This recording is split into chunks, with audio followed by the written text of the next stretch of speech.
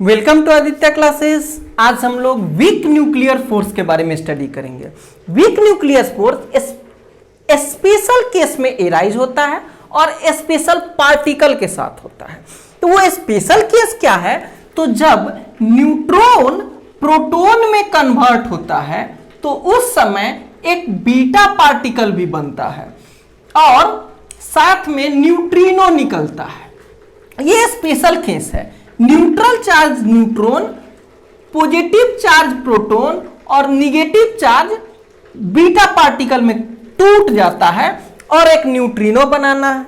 अब इस beta particle और न्यूट्रिनो के बीच में जो अट्रैक्शन फोर्स होता है, इस अट्रैक्शन फोर्स को हम लोग वीक न्यूक्लियर फोर्स कहेंगे। यानी कि ये कब हुआ? जब बीटा निकलता है, बीटा डीके। तो ये स्पेशल केस है। बीटा डीके के समय बीटा और न्यूट्रिनो के बीच में जो अट्रैक्शन फोर्स है, बीटा दिख रहा होगा कि ये इलेक्ट्रॉन जैसा है।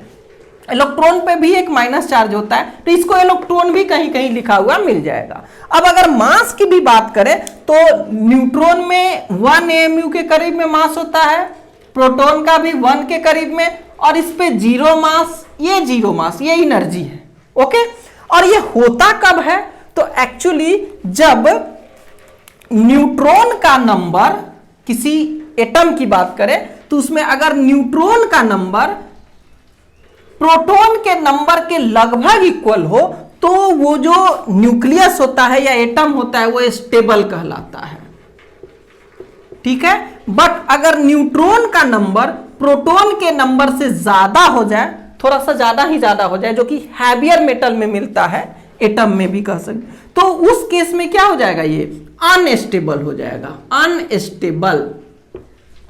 अब ये अनस्टेबल न्यूक्लियस में चूंकि न्यूट्रॉन ज्यादा है तो वो प्रोटॉन में कन्वर्ट होना चाहेगा। तो उसी केस में ये क्या होता है कि ये न्यूट्रॉन प्रोटॉन में कन्वर्ट होने लगता है और बीटा पार्टिकल और न्यूट्रिनो बनाता है। ओके, अब ये बीटा पार्टिकल और न्यूट्रिनो आपस में अट्रैक्शन फोर्स रखता है, that is called week nuclear force. अब इस वीक न्यूक्लियर फोर्स की खूबी क्या है? तो इसका रेंज बहुत छोटा होता है।